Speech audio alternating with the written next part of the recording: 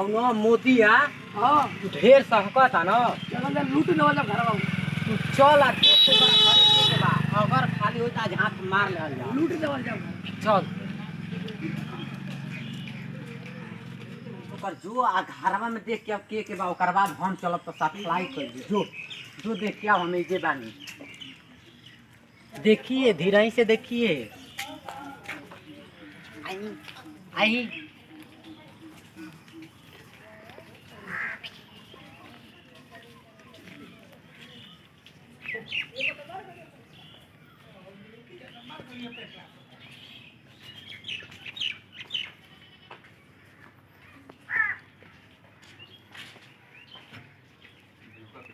अंधार बा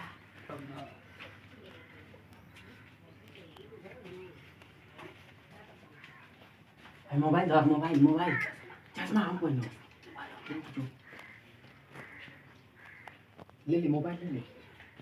और देख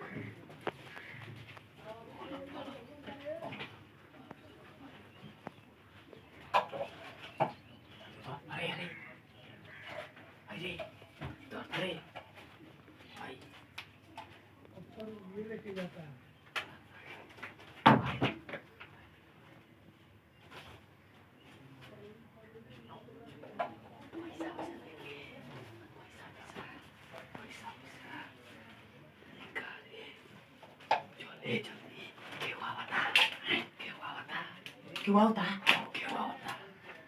रुको कबाड़ी बंद कर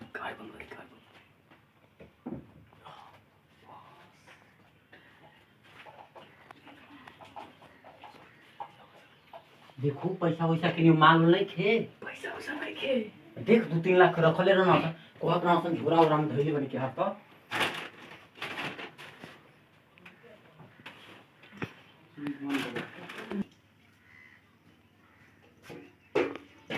भैया का नाम लगा था घर में चोर आइल बना सा भैया घर में चोर एक और अरे कहां रे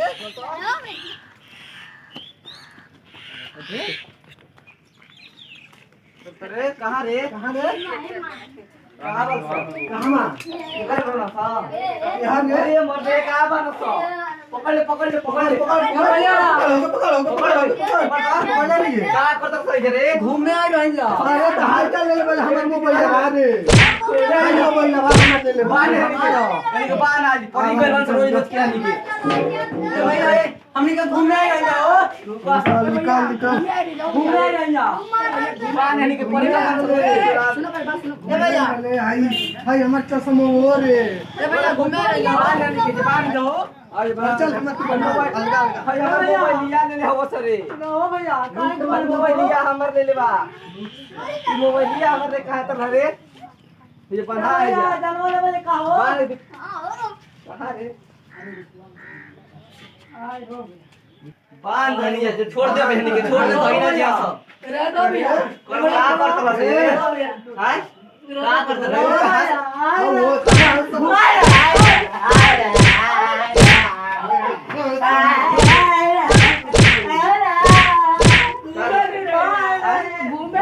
चुरावत रहो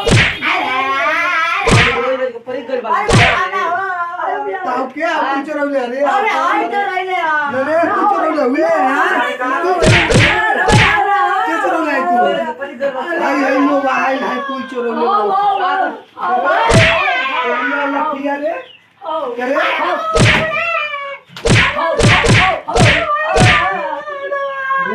ये अरे यार के चोरवले चल दे ये तो चोरवले है रे आई बहुत हाई रे अरे अरे बाबू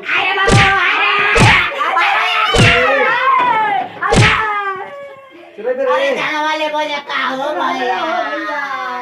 चले बस अरे हम ना चोरी ले भैया की सिखा तो चले बे अरे हाय तो रहिले हाय भैया की चोरावत हुआ सन ए भैया कहां का चोरोले बरस ओवे जाना था हमार जानवाला को जा सही सही बताओ अरे मार मार मार मार और ही मार हम ना हो भाई अरे करे के चोरावत रहे हां हो करत ले हां ये को आता कि तू ही खाली चोरावत रहे बता के क्या खोला खोला बता हां रे तू एक तरह बोल खोला बता भागी में अरे ना रुका खोले खोले कर खोल खोला वेट अरे भाई बताओ तने हां बता का बता रही सही बता कहिया से चोरी करत हुए तू बता हम ना करनी हां के हम कहे नहीं है चुरावेला अरे कहिया से के करा के बाहर में ना चोरावे यार 6 महीना हो गए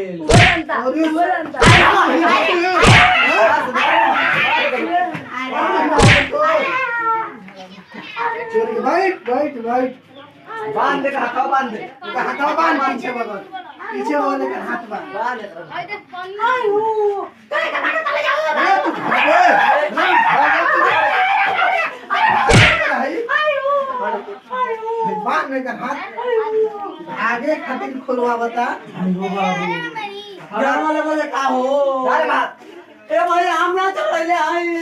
ये चोरौले हो अरे होवे चोराइले हम अरे कहे अरे तू कौन से चोरौले ले हां भागा पकड़ पकड़ पकड़ चल एगो तो भाग गई लेकिन एगो तो बाय के पकड़ लेके आ पकड़ ले कुछ कहा का चोरी करले बा तो पूछ 10 लेकिन मार के बढ़िया से मार के बैठावे तो बढ़िया से बैठा के नीचे बैठ आवे से कहां कहां चोरी के ले बने 10 रुपया में केकर केकर काम में कहां का कोई ले बने वो ताना दूर जाता ना चोरी करे उहे लग रे के लिया के अरे तो अनि के हेता ना रोज दुकान में मोबाइल चुरावत रहस कुछु ना उहे कुल अपन घरे लगिल बा आ तू हम नहीं केले कुछु तो तू का करत रहे तू उहे लगिल बा कुल को दिन से करत हो से चोरी 10 दिन से केकरा घरे कइले वाला सब लॉकडाउन में एक कुल लिया जाता चोरा खातिर हां और तो अनि के जिम्मा कोनो काम ना रहे ना कहता कि चल पैसा कमाइल जी कहां का चोरोले वाला सब कोई नहीं परसथुआ वो ताना दूर चोरी करे आओ तोर संग ऊ का करता उहे लेके अपन मोटरसाइकिल ले हां हां पकड़ात ना रहस ना। मोटरसाइकिल चोरी कर रहा ना ना उहे चोराला आ हमनियो गांव में खूब करे अब ये करे गांव में सुननी 7-8 गो साइकिल चोरी ना अब ना चोरा कान होतनी ई एक तरह ना मानिए कि पहले पीटल जाए एकरा बाद हमारे गांव में 7-8 गो साइकिल चोरी हो ना हमने कुछ चोरा हमने के चोरोले वाला ना। मार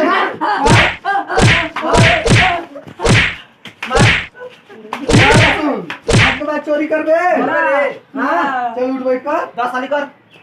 उठ बैठ 10 साली कर 5 6 दू ना भइले 7 कर अब जातो नहीं अबे कर आपके बाद ना करबे ना कौन का चोरी सही ना हां जो भाग जो अब तू हमारा चैनल किंग ऑफ कलानी। अब इस वीडियो के माध्यम से यह निष्कर्ष निकलता है कि गांव घर में चोरी नहीं होना चाहिए। अगर चोरी हो रहा है, अगर बाई चांस पकड़ा गया तो इतना माराएंगे कि मारने की कोई हद नहीं भैया। इसलिए आप लोग चोरी न करिए।